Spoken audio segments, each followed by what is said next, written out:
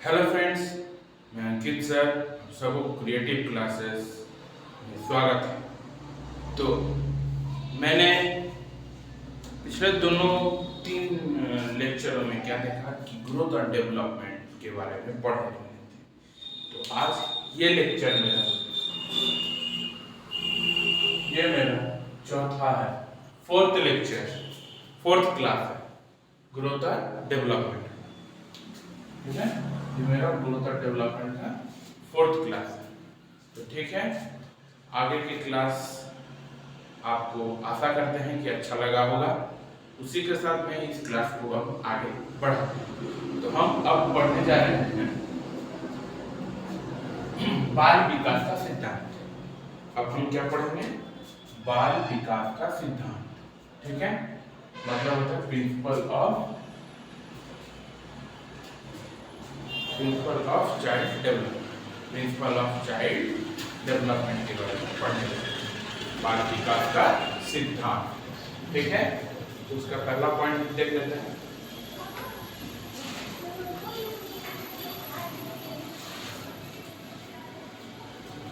उसका देखिए, इसमें कुछ सिद्धांत हैं जिसके अनुसार पहला सिद्धांत क्या बोल रहा है कि समान प्रतिमान का सिद्धांत। समान प्रतिमान का सिद्धांत क्या बता रहा है? समान प्रतिमानों का सिद्धांत, प्रिंसिपल ऑफ यूनिफॉर्म पैटर्न।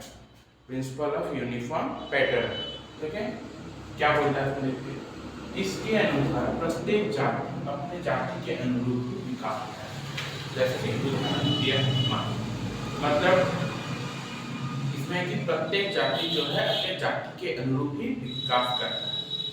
कौन सिद्धांत के अनुसार बताया जा रहा है? समान प्रतिमान, प्रिंसिपल ऑफ यूनिफॉर्म पैटर्न के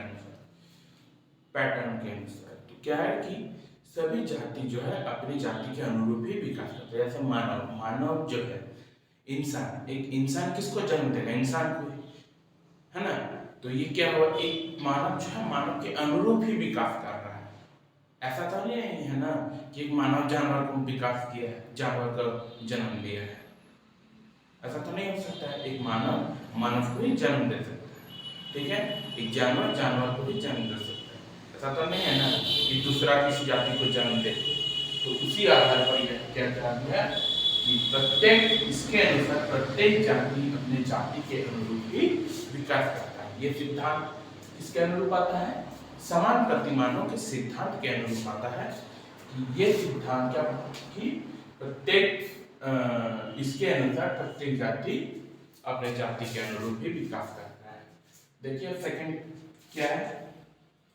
विकास की दिशा का सिद्धांत। विकास की दिशा का सिद्धांत, विकास किस दिशा में जाता है?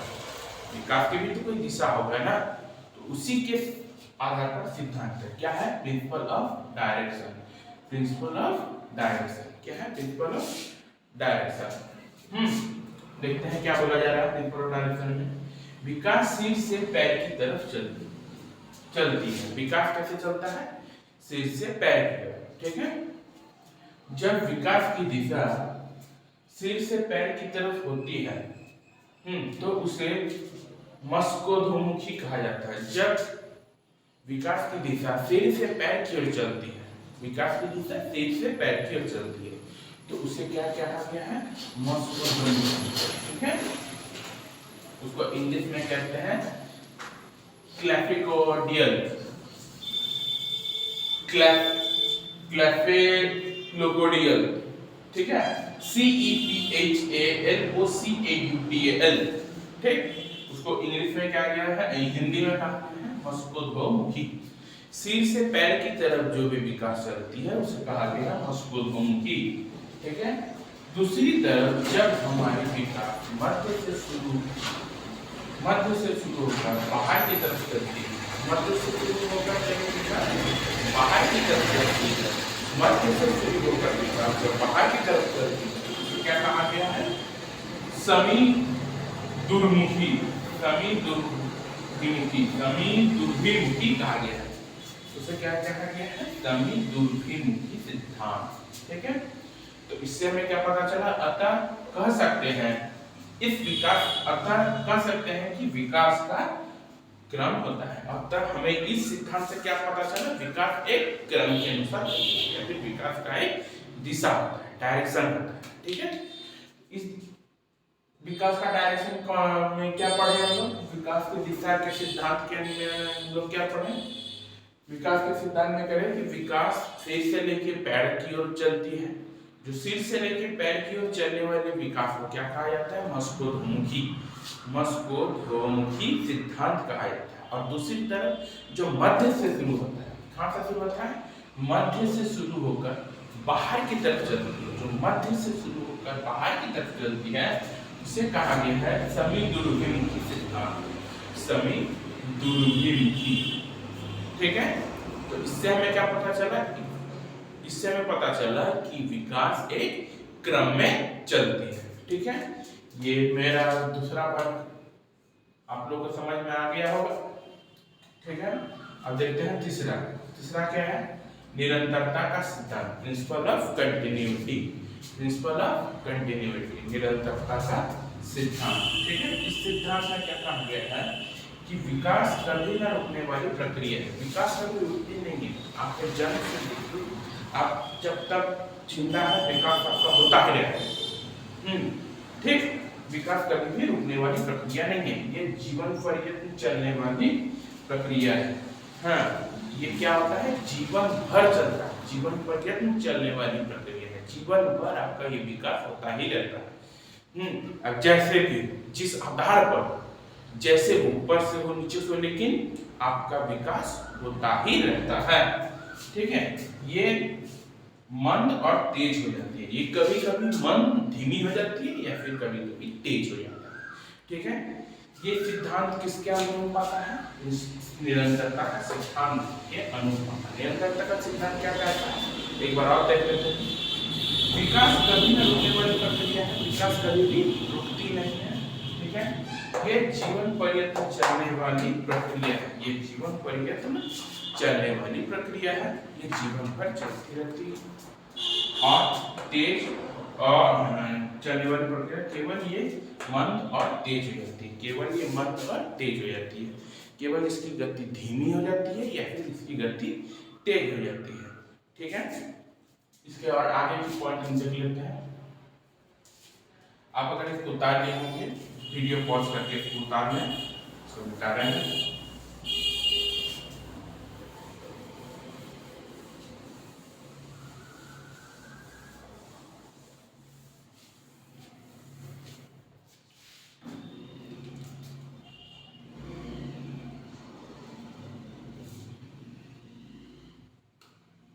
देखिए नेक्स्ट क्या है,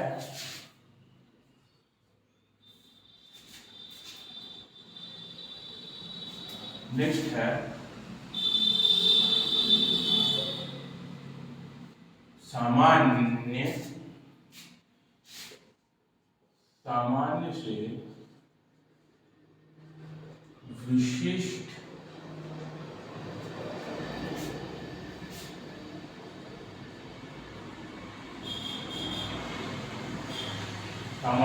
विशिष्ट क्रियाओं का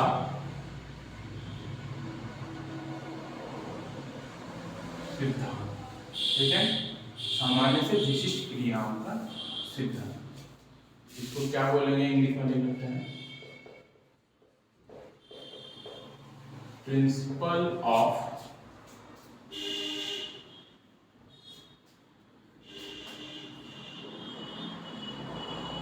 जनरल टू स्पेसिफिक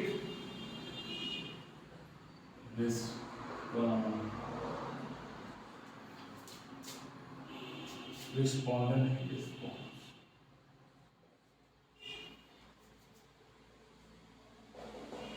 ठीक है, इसके बारे में देख लेते हैं, ये क्या कहता है। ये सिद्धांत क्या है, सामान्य से विशिष्ट क्रियाओं का सिद्धांत है, इसको इंग्लिश में कहते हैं principle of general specific response, principal of general and specific response. ठीक है,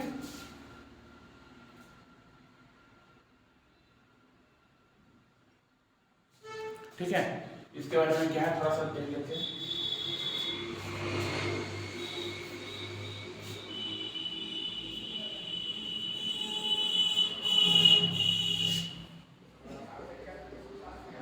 हमारा विकास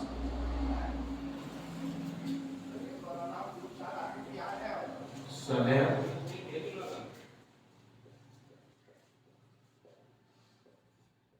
सामान्य से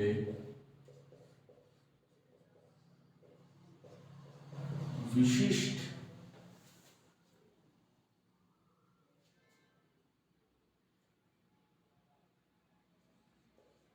की ओर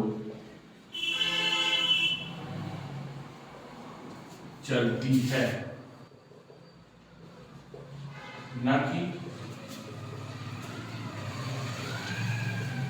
विशिष्ट से सामान्य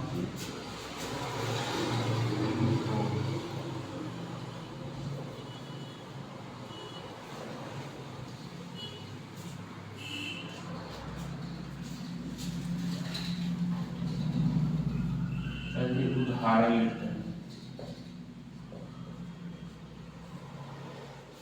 उदाहरण क्या है?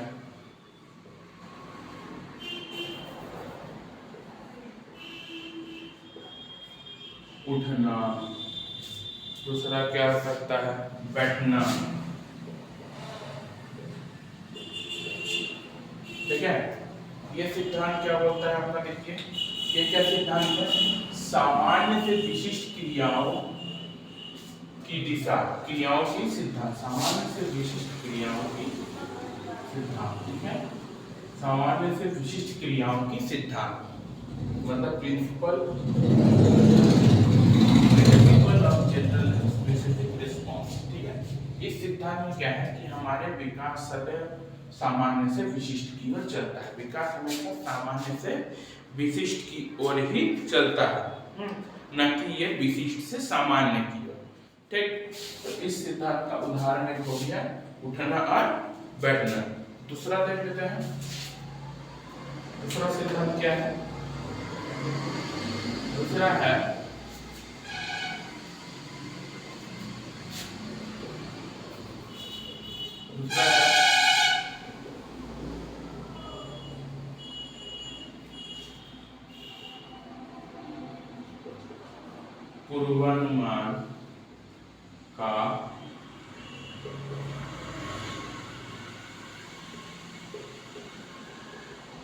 पूर्वानुमान का सिद्धांत,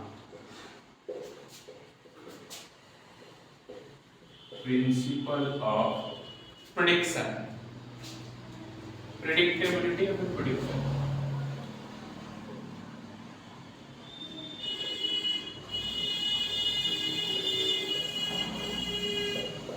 मतलब इस सिद्धांत में हम लोग क्या देखेंगे? इस सिद्धांत द्वारा थोड़ा सा देखेंगे क्या है? प्रिंसिपल ऑफ प्रेडिक्टेबिलिटी मतलब पूर्वानुमान का सिद्धांत। पूर्वानुमान का सिद्धांत क्या है? ये पूर्वानुमान का सिद्धांत। ठीक है, इसके बारे में थोड़ा सा देख लेते हैं।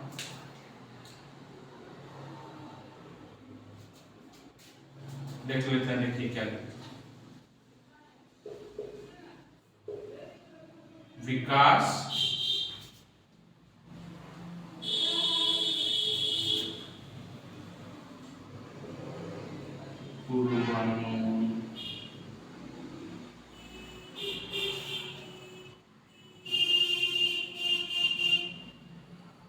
पूर्वानुमान यहाँ पे करते रहता है। विकास पूर्वानुमान होता है क्योंकि विकास पूर्वानुमान होता है क्यों? क्योंकि हम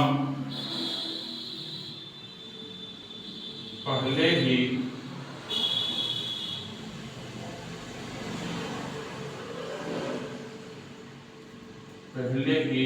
अनुमान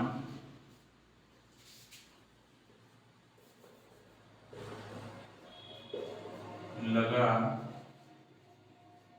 लेते हैं, पहले ही अनुमान लगा लेते हैं या उसकी दिशा का पता चला लेते हैं। ठीक है।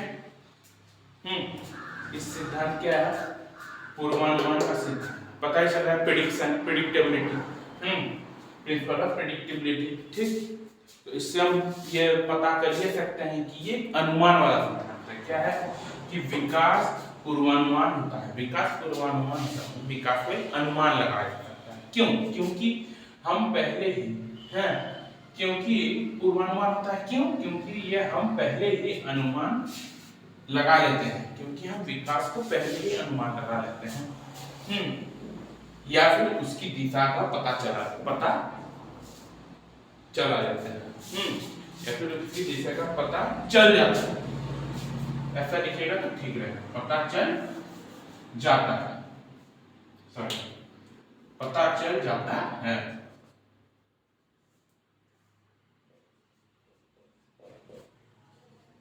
ये लिखेगा तो थोड़ा सा एक पढ़ने में ठीक रहेगा। ठीक है, पता चल जाता है। क्या है कि इससे क्या है कि एक अनुमान लगाते हैं कि उसका इतना विकास हुआ होगा, वो इतना तेज हुआ होगा पढ़ने में। देखिएगा, बहुत कोई है कि अनुमान लगाता है, इसने इतना पढ़ा मतलब ये बहुत तेज होगा। ठीक है, वो इतना बड़ा मतलब ये बढ़ने में काफी, मतलब इसका हाइट इतना तेजी से बढ़ा है, मतलब एक अनुमान लगाया जाता है कि ये काफी तेजी से बढ़ रहा है, ये काफी पढ़ने लिखने में तेज है, मतलब ये विकास की ओर एक इशारा बोल रहा है। ठीक, तो इस सिद्धांत में क्या कहा गया है, ये क्या है कि पूर्वानुमान वाला सिद्धांत क्या बोलता है कि हमें इसको पहले से ही पता चल जाता है, पता लगा लेते हैं कि ये एक अनुमान, उसका विकास कैसा हुआ होगा। ठीक, तो ये होता है पूर्वानुमान का सिद्धांत। हम लोगों ने अभी तक 5 को सिद्धांत पढ़ा है। ठीक है, अब आगे और 5 को बचेगा, जो कि आपको नेक्स्ट अगले क्लास में और अच्छे से बता देंगे। ठीक है, तो आपको आज का वीडियो अच्छा लगा होगा तो आप जरूर लाइक, शेयर, कमेंट जरूर करें, लाइक करना ना भूलें। Thank you.